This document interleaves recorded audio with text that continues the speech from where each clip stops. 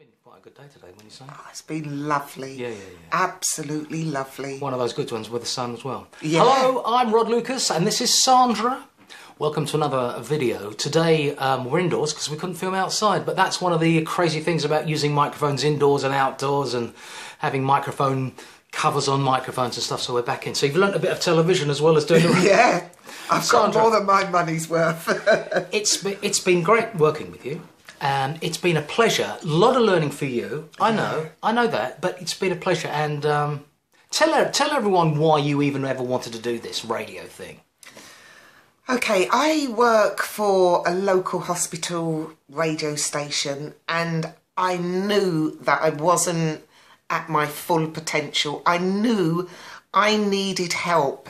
Where to get the help from, I just did not have a clue. And then I was looking on the internet. Also, my age had a lot to do with it. I'm not a youngster, and it takes me longer to learn than when you're at a young age. It's true.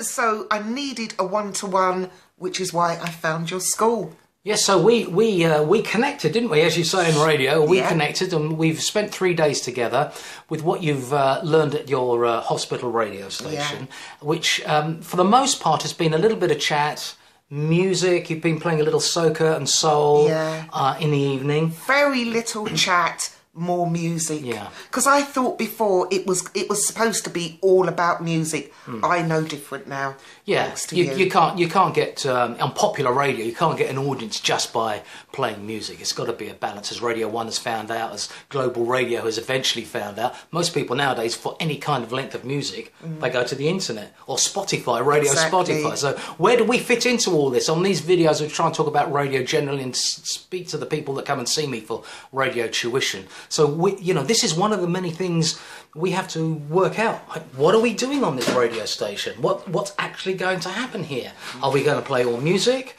Are we going to be all news? Just what on earth are we going to be doing? Don't worry about that, that's just the postman. And can we continue doing a programme while the postman's putting half a hundredweight a post of junk mail through the door? No, the thing is that you've been doing mainly music, and we've tried to make you a wider presenter by including more subjects in the shows that you do, how to interview, how to do phone-ins. You've had real people phoning in, whether they've agreed with you, disagreed with you. We have replicated real popular radio. Radio 2 meets LBC, meets a little bit of Radio 1, meets commercial popular radio. That's what we've done. You've had live guests in. Yes. You had a live guest today talking about wine. This must be the only radio course where you've actually drunk real wine with a wine expert in the studio. Tell everyone about that.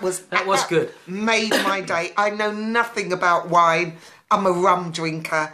I had someone live in the studio, and I actually interviewed them about wine and tasted one of the best wines I've ever tasted. Absolutely lovely. Absolutely, yeah, it's very true. So that was a radio interview, and it lasted for about 12 minutes as part of that hour-long show that you did. It is all so real. This is the thing about it. And it was very exciting, actually. You did it so well. And I also televised that, and I will put it up on the Radio School site, and you'll see, Sandra's show. Not only just hear it, but you'll be able to see what she's doing in the studio and stuff. But that was very interesting.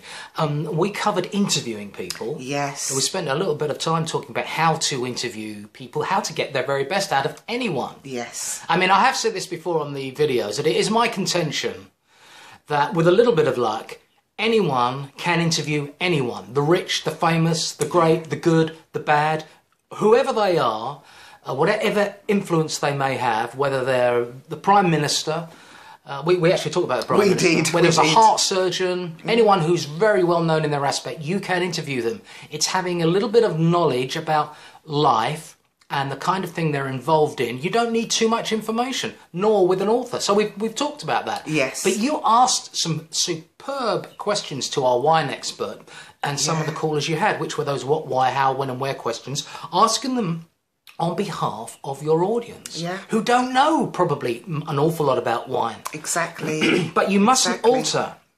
You must understand, news and everything, but you mustn't get too forensic about wine if you're going to interview someone about wine, because I don't want to hear two wine speakers speaking. Exactly. So you had your guest in, and you said, well, what is the best wine at the moment? Tell me what's so special about that wine. And, give me some wine terms like full body and things like that.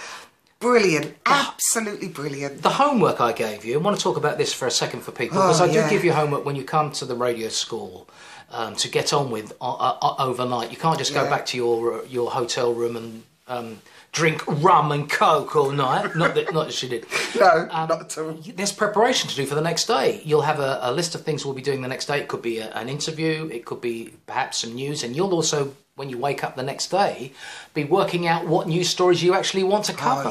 Because they change. I mean, today it was a big day for Tesco's because they lost the biggest amount of money any retailer in the country in history has ever lost. So if you're doing popular radio, you'd be mad not to include that in your mid-morning show. So we did. You did. And you got callers with it. Yeah, I did my research, a bit of research on it.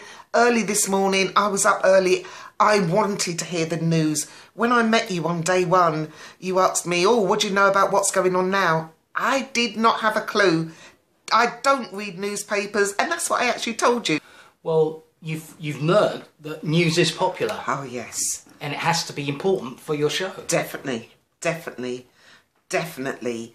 Before, I didn't even think I needed to know anything about the news. It was more about music. But you have taught me that I have to know what's going on. I don't know, from one moment to the next what's going to change, whether I'll have to do that breaking news. Yeah, that's true. So when you do radio, you've got to have an understanding of what's occurring in the world. It hasn't got to be forensic. You haven't got to be a Newsnight presenter, although that would help. But to have a good idea of what, when you're on the air, is occurring before you go on the air, what is a possible news story today, although of course anything can happen at any other time. As we do this interview, there is quite a lot of a busy news day. The thing that you've got to remember is you do have slow business days, news days, that suddenly all kick off and then it's all action.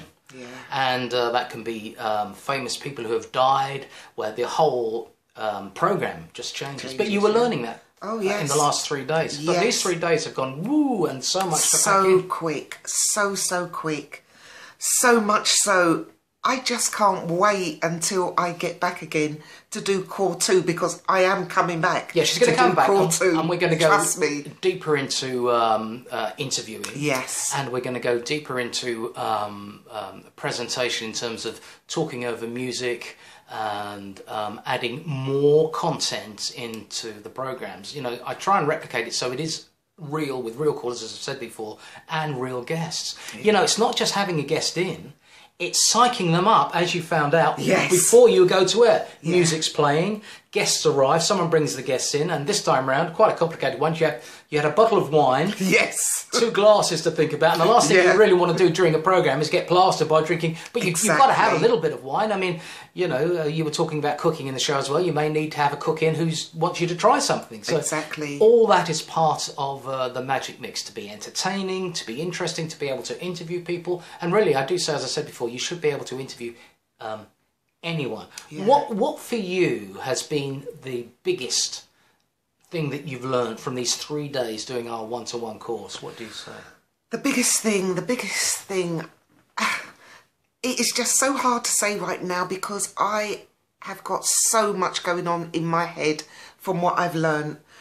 The biggest thing, I think, was the interviews. I weren't used to phone-ins, getting that awkward person that sort of puts you on the spot. I wasn't used to that. You taught me how to handle that without getting frustrated.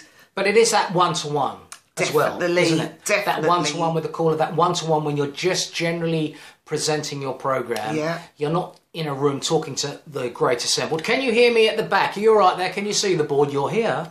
Talking one-to-one. As if I'm just touching your shoulder and you're touching mine as the listener goes. Appropriately, we're just speaking in terms, when we're on the air, as if they were sat in front of you.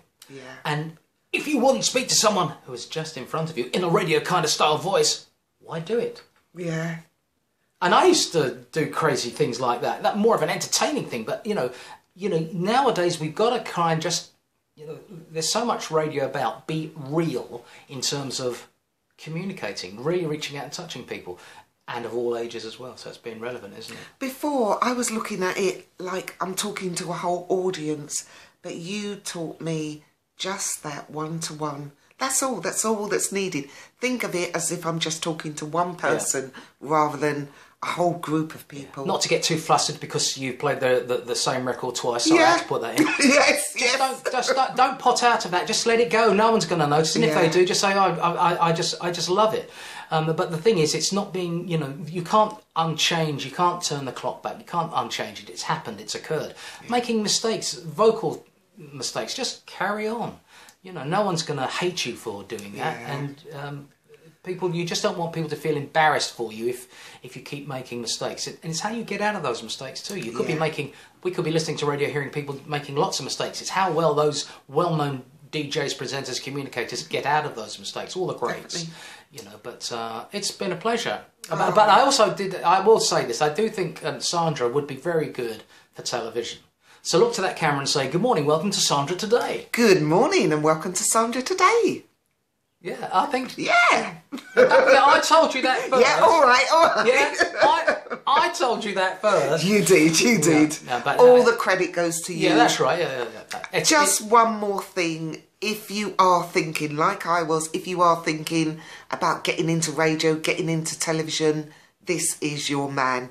Believe me, this is your man. Oh, that's kind of... Thanks, Rod. Well, it's been a pleasure. It's been a pleasure. Give us a kiss. Oh, bless you. That's great. I'll be back with another little old video sometime soon. See you next time on theradioschool.com. Bye-bye. Cheers. Well done. That's good. Looking the part too. You switched it off, Angie. Can I see it back? Can I?